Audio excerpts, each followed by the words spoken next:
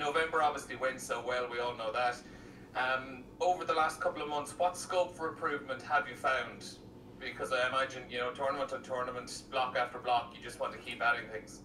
Well, it's very easy to find scope for growth. You can look at all areas of your game, and you'll always dissect it. If you dissect it properly and be honest with yourself, that you'll see how you can do things better. Look, in the scheme of things, you can look at the results and think that everything went swimmingly, but in reality it didn't. And we're so far away from that as well now. I mean, the week after the Japan game or the All Blacks game, they were irrelevant. We're onto the next thing, analysing and trying to get better. So this is no different. This is the start of a new competition that means a lot to all the nations, and we know that we've got to be improving constantly to make sure that we're in with a chance. Having new faces like Mike Lowry and Mark Hansen come in, does it add a bit of fun to the squad? Yeah, it adds fun. It adds quality as well.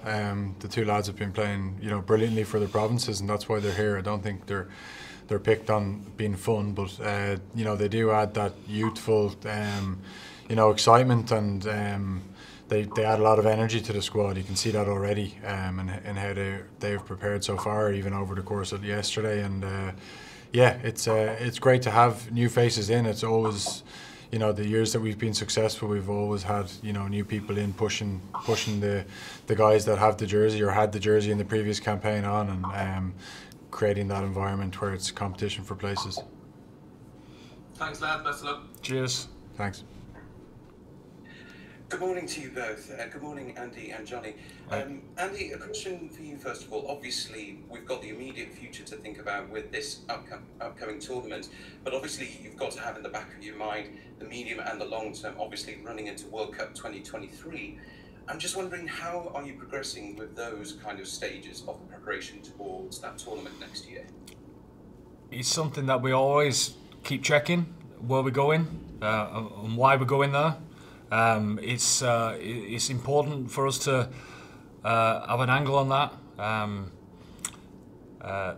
The autumn, we said back in September that the cycle was starting. The journey was starting up until the World Cup, and it's a pretty exciting journey that we're going to go on. Starting with the autumn, obviously. Three tough games to get stuck into there. We found a lot out about ourselves.